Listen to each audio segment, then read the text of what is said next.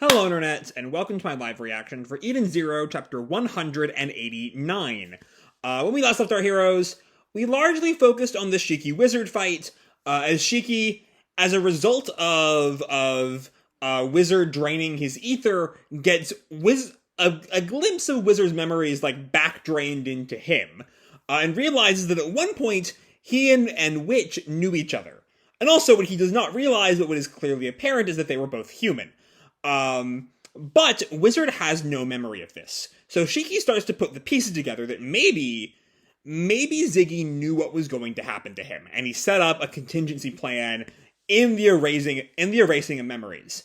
Also, Shiki reveals that he was only using a tenth of his ether to fight Wizard, just so he could save some for his fight with Ziggy. But he then goes all out and just knocks, or not even goes all out, just taps into more of his ether and just takes Wizard out like that.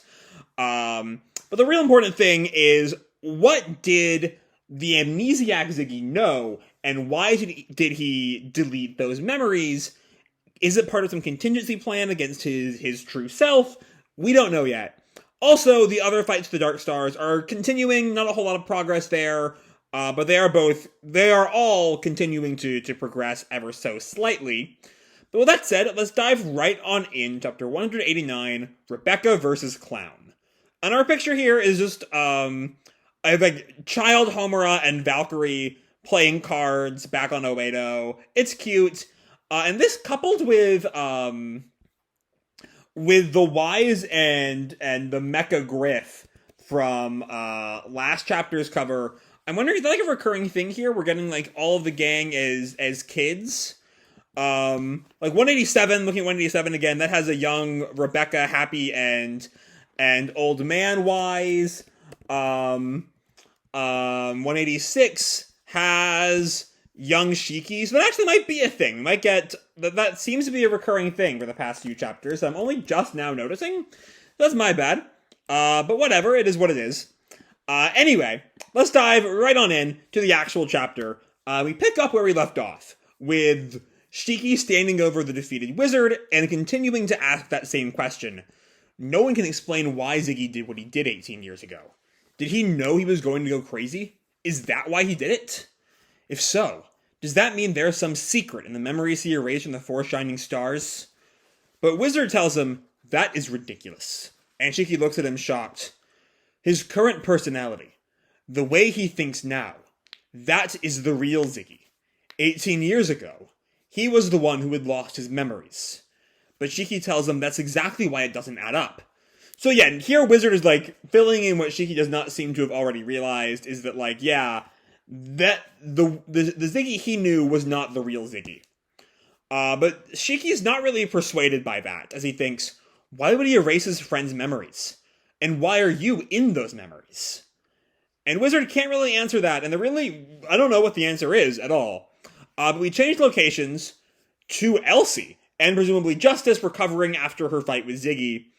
Elsie just sort of lets out this little, And she wakes up, bandaged, to Justice's credit, but also barely wearing any clothes. She's got her underwear on, and not even really a bra, just a strap of her top covering her nipples. And she's also bound to a pole. Justice is there, and he's not letting her get away.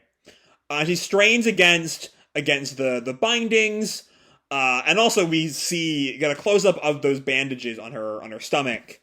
And Justice tells her, keep your voice down. This place is crawling with android soldiers. And Elsie calls James. And Justice looks at her, I did some first aid, but if you strain yourself, you'll reopen the wounds. And Elsie asks, well, why did you help me? I told you, I'm not helping you. It is my mission in life to kill you. And Elsie sort of, not really accepting that, goes on, then kill me now. I won't have the strength to fight back. But Justice tells her, sorry, but I intend to do more than merely kill you. First, you will stand trial in the Galactic High Court. You will confess and atone for your crimes. I won't kill you until after that. So, Justice, in keeping with his name, is distinctly the lawful character. He's gonna go through with the letter of the law, and only once she's been condemned to death will he execute her. Which we'll see if that ends up biting him in the ass. As Elsie comments, Ziggy taught me, if you don't kill your opponent when you have the chance, you'll come to regret it. Which of course ties back to their final scene during the Owie War. But Justice ignores that and tells her, right now my focus is getting off of Lendard. And Elsie teases the great champion of justice would take off and leave Ziggy to run amok. And Justice then tells her, Holy can take care of Ziggy. You knew she was with us? That two-faced. She did betray us. Which ties back to those lingering questions as to what exactly is going on with Holy. But Justice puts those down for now. No. I received the report from Feather. We're all surprised so many of the Erasion Seis Galactica are in one place. So our whole team will fight too. Cure, Eraser, and Feather are all on their way. Okay. That ups the stakes a lot. Because with that one sentence, just about every major player in the cosmos, with the exception of, isn't there one member of the Galactica who's not here? Right? Or are there only 5 Galactica right now? Let me check on that. I'm trying to think who wouldn't be here. Yeah, Nox isn't here. Nox is the only member of the Galactica not here. But beyond that, all the surviving Interstellar are soon to be here. Ziggy's here. This, it does not feel like we are at the point where Eden Zero as a whole is coming to a climax or anything, but it is, if it, I'm trying to find the right way to phrase this, because, from a larger, wider standpoint, it does feel like we're, in the earlier stages of Eden Zero. Maybe you could argue the time skip is like a halfway point, but it doesn't feel like we're nearing the end of the series. And yet, all but one of, the powerful figures in the cosmos are coming to Lendard right now. The entire Interstellar, all of the Galactica are here with the exception of Nox. And then Shiki's crew and Ziggy, in a few chapters, are all going to be on Lendard. I don't know what comes of that. That seems big and climactic for a story that does not seem ready to, reach its climax. But anyway, that's happening. And Elsie sighs, this is getting serious. And Justice then tells her, still, I know you were fighting the great Demon King himself, but I can't believe you were beaten so easily. And Elsie pauses for a minute and says, for a moment, he was the old Ziggy again. Which Justice rightfully calls her out there. That was part of his plan. But Elsie then says, I'm not so sure. I just can't help feeling that part of his heart from the old days is still there inside him. Okay. I mean, I don't buy that, but I'm curious if Mashima's going somewhere with that. But either way, time to get to our title fight, because we pick up with Rebecca, who's still dangling onto the tightrope by her tail, and she uses her tail to jump up onto the rope and balances there somewhat precariously. But thanks, I guess, to her cat-like reflexes, we have this moment of Clown smirking at her. But now Rebecca's able to run on the tightrope fairly smoothly. She throws a kick. Clown jumps up behind it, or jumps away from it. But as the kicks get closer and closer to him, he comments, "Whoopsie, what's gotten into you? Suddenly you're all raring to go." And Rebecca tells him, apparently, my overdrive improves the sense of balance in my feet. And Happy notes, of course, because Cat Leaper was always centered in her legs and feet. And Pino just goes off on the science of it. Equilibrioception is more in the semicircular canals and utricles of the inner, and Rebecca just snaps, the details aren't important. But Clown just sort of smiles at this, and then tells her, Wizard did say we had permission to use overclock. That's an interesting thing. Is overclock some alternate version of overdrive? Because they have ether gear. We saw that in Wizard's fight with Shiki. And yet, so you'd think their power-up would be overdrive, but it's overclock? What does that mean? I don't know. Well, I assume we'll see by fight's end. But Clown goes on, but will I need it against you? I mean, honestly, I think I ended up with the wimpiest weakling of all. And Rebecca just snaps, so what if I'm weak? I knew what I was getting into when I decided to fight. And she runs at him, throws a kick, but Clown just jumps away from it. I don't care how weak I am. If I can help my friends, that's good enough. But Clown just taunts, can you though? And he throws a punch, and Rebecca gets into this spinning jump over Clown's head. It's not about if I can or not. And that time the kick hits right in the back of his head. I already decided that I will. And Clown goes towards the ground. Happy calls, you did it! But Clown lands on his feet right as Rebecca lands on the tightrope. And they just glare at each other as Clown just laughs. And then we leave that alone for now. For a chapter titled Rebecca vs. Clown, we're not really focused on Rebecca vs. Clown here, which is interesting. I don't know. Because we come back to the Eden Zero, firing on Crow, but specifically with Labilia and Couchpo. Couchpo, this is not her first war zone, so she's handling it all right. Labilia is in a state of panic. She's, head in her hands, shivering, while Couchpo is calm enough to keep on having her lunch. And Couchpo comforts her, oh, Libby, maybe it wasn't such a good idea for you to stay on the ship after all. But Labilia tries to, protest. I'm fine, thank you. But Couchpo tells her, there you go again, hiding behind that persona. Labilia protests, Rebecca is out there fighting for us. I don't want to be the coward who runs away. That may be so, but there's nothing either of us can do. I've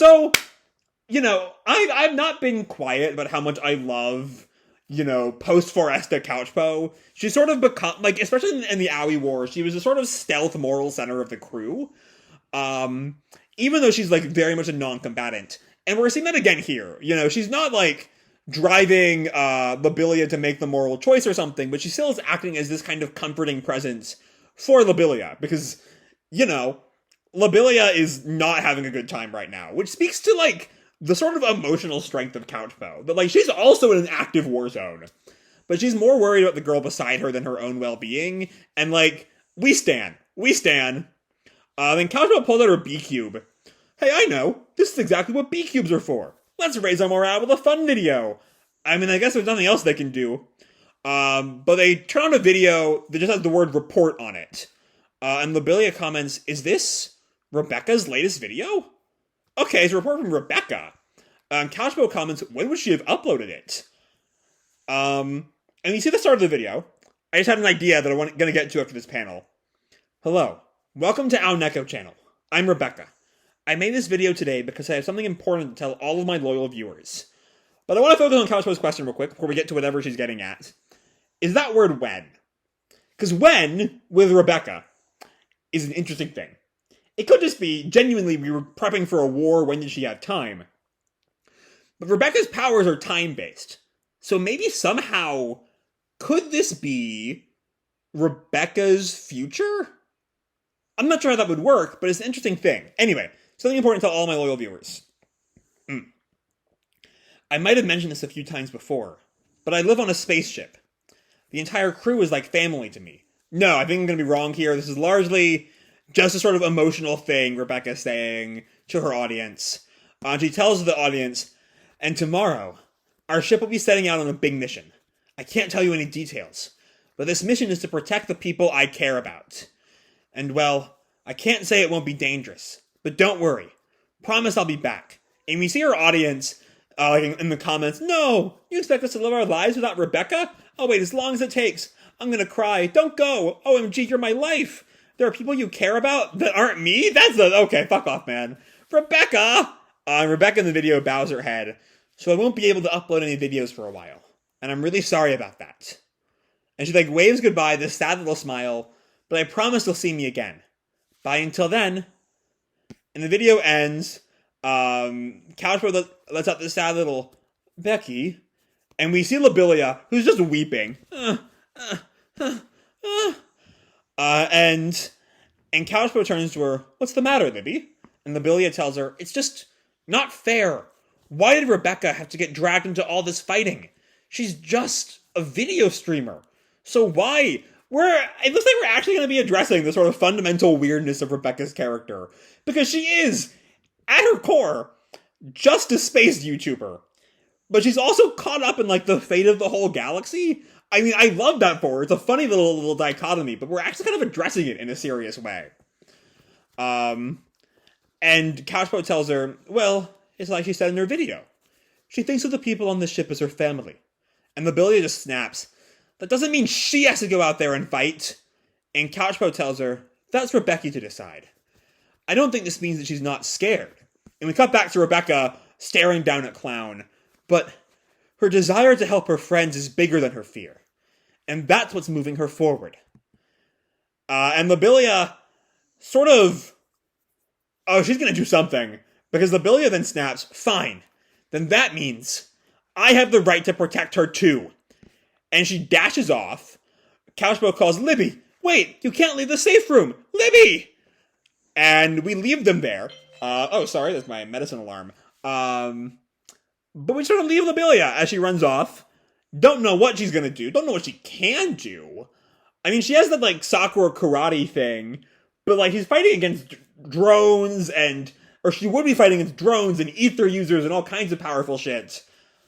I don't know what she's going to do, but we'll see how that plays out going forward. That's the sort of scene that is absolutely going to be important by arc's end. But we cut back to Clown, who just snaps his fingers. And the rope that Rebecca is standing on snaps. The rope! Rebecca! But Rebecca tells them it's okay. Cats always land on their feet. And she does, basically. It's like on all fours, which I guess is more true for a cat. The lights flash on, surrounding Rebecca. And, fire. There's like fire surrounding Rebecca. As Clown tells her, for our next act, we have the Ring of Fire. And that's where we leave off. Okay. So, lots of good stuff here. You know, there's really 4 things in this chapter.